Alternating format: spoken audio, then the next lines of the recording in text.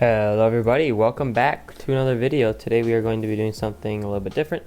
I'm going to be doing a Zibo 737 tutorial. There is obviously a lot of tutorials out there, but I feel like it is best to, since a lot of things have changed in 2021 in both flight simulation and the Zibo itself, I feel like it'd be nice to give a little refresher update, and hopefully this is easier, more simplified, and hopefully shorter as well.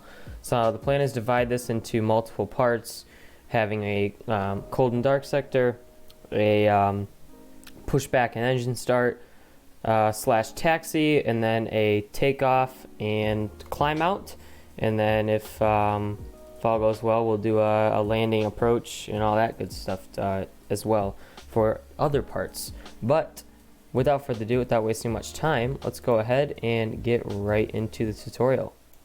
So here we are on the ground in San Francisco in the Zibo 737-800. We're going to be going down to San Diego today is the planned route.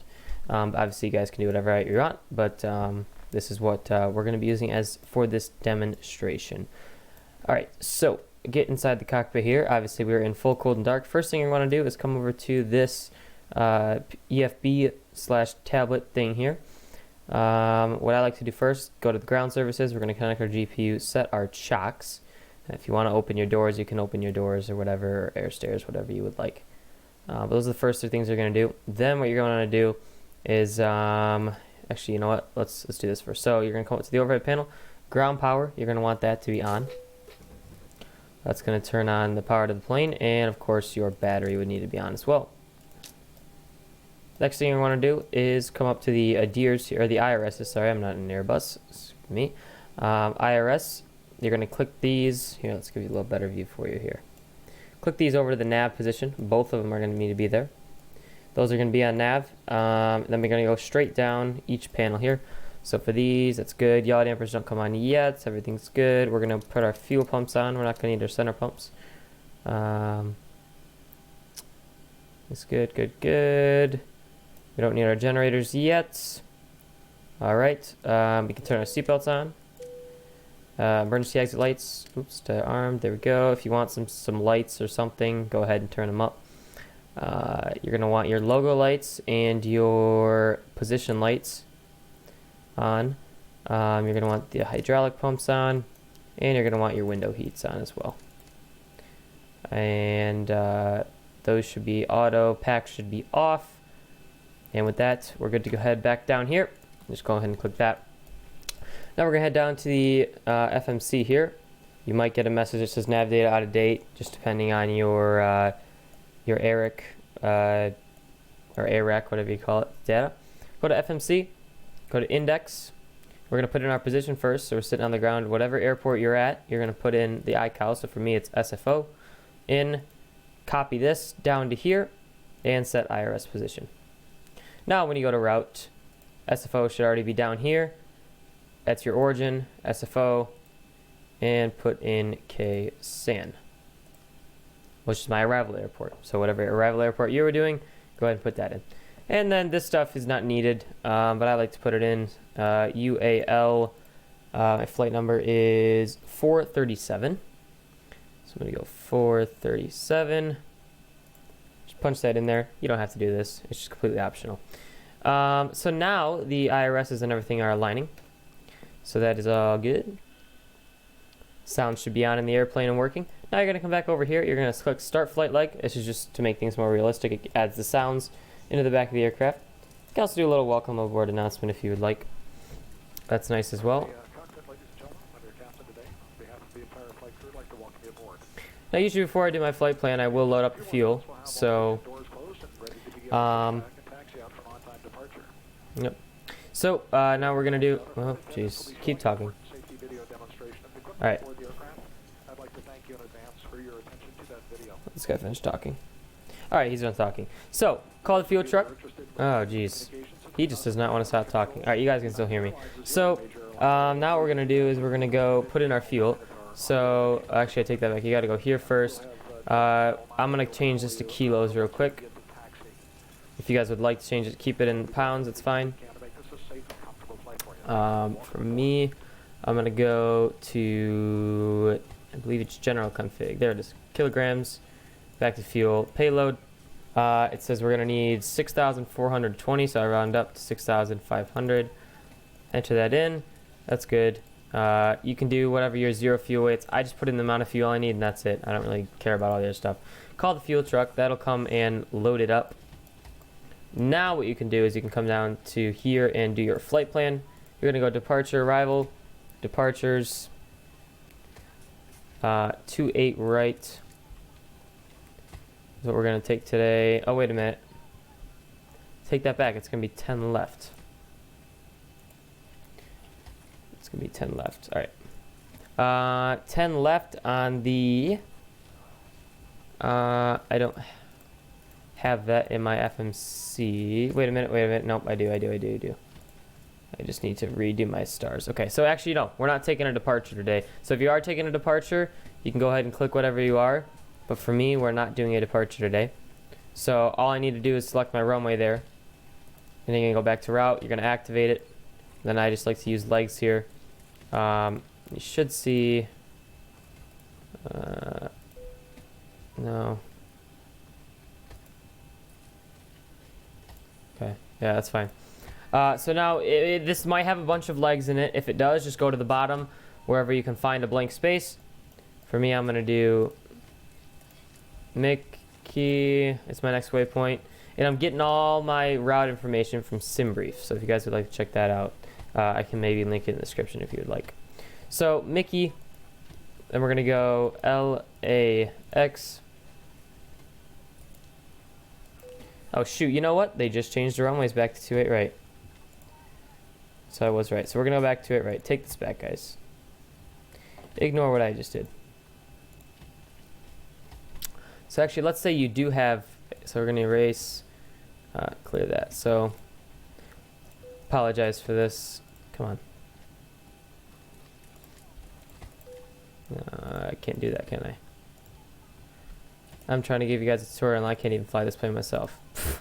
Alright, so take that back. We're going to go 28 right. We are on the OFS 2 departure. Mickey transition. It's not in there. It's fine. Alright, so that's what you got to do then. You got to go runway, then your departure, whatever SimBrief's telling you. And then you can go back to legs here. So now here's my departure in here.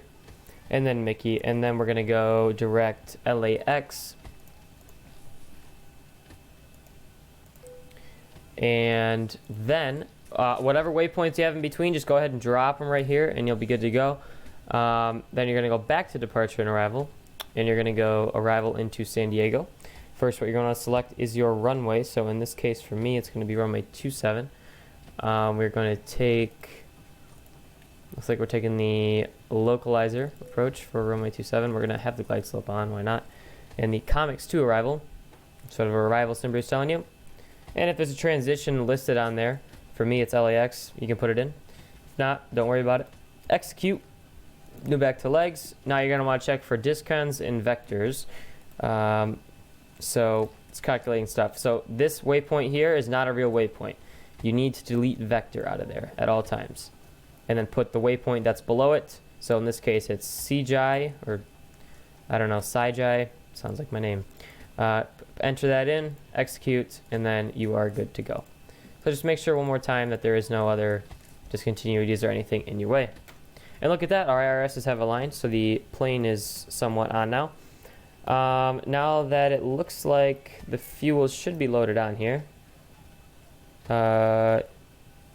Looks like it, yeah, it's good. All right, so we can, no, don't need you anymore. He just finished like the second I just said that. Now what you can do is we can fill out our takeoff performance data. This part is quite important for your autopilot, I'm pretty sure. So you're going to want to go init ref, and it should just automatically pop up like this. And all you're going to need to do is just press ZFW or gross weight. I'm just going to press ZFW, and it'll calculate all your gross weights and zero fuel weight that you're going to need. My reserves, I'm just going to put 5 in. Doesn't matter. You guys can do whatever. I mean, SimBrief should tell you it, but if not. And then cost index for me is 26. Once again, SimBrief will tell you that. And then my cruising altitude is 310. That's going to go in here. and that's fine. We can just figure that out later. Execute and clear that. So your N1 limit, that might be already in. You might have to put it in. That's pretty easily calculable if you just go into here, you go to fuel weight and balance, performance, takeoff, and it'll give you everything. So the airport is that. You put in whatever runway it is. So in this case, for me, it's 28 right. And then flaps 5, put in all your stuff. You don't need to use this, but it just automatically puts in that usually. If not, you can drop me a comment and I'll answer your questions. So then you're going to go, if this looks all good, you're going to go take off. You're going to put in your flap number. Flaps for me is going to be 5. And then it should just automatically give you your V-speeds right here. That's good. And you can do on or off, doesn't matter. Pretty much good to go from here, actually. Everything is, your plane can fly, bottom line. So now you're going to go over to your autopilot panel. You're going to want Flight Director 1 and 2 on. You can turn on VNAV and LNAV right now, just so that way it's ready to go. Don't know why the altitude is set at 50,000 feet. That's must be a glitch or something. We're going to set that to our cruising altitude, which is 31,000. Okay, there we go. And now we can start up our APU. Hold that down to on, and then start. Hold that for about 7 seconds, I usually like to do. And then the APU will spool up. You can go outside to hear it if you want. While this is happening, you can call your pushback truck. I would highly recommend the better pushback plugin if you do not already have it. Pre-planned pushback, I already have it set, but you just got to kind of scroll around to kind of figure out what you want, but that's fine. So then you press enter. Around a cockpit, plan acknowledged. Call me through the menu when you are ready. And start pushback, and then he'll come up. Tow is driving up. So the APU, you can now hear and see that it is running. So once the APU is fully spooled up, you'll get a light here that'll let you transition the power over. You're also going to want to throw the APU bleed on.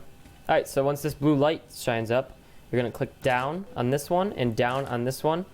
That's going to transition you to APU power now. So now you can actually get rid of the ground power. So you can go back over here, ground services, disconnect that, and you're going to want to remove your chocks because you're about to push back. Turn that off. You're going to want to put your cruising altitude into here. So for me it's 310, and then the landing airport altitude, which I'm just going to set as 400. That's close enough.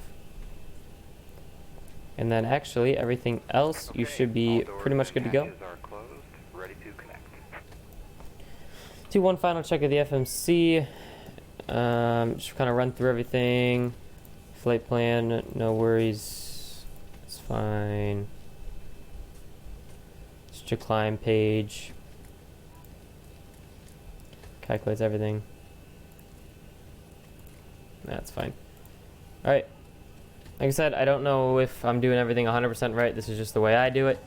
And it works for me, usually every single time. So, that was part 1. If you guys would like me to keep going, I will. The next part will be pushback startup, and then from there you're pretty much good to go. So, like I said, thanks for watching. Any questions you have in the comments, and we'll see you in the next part.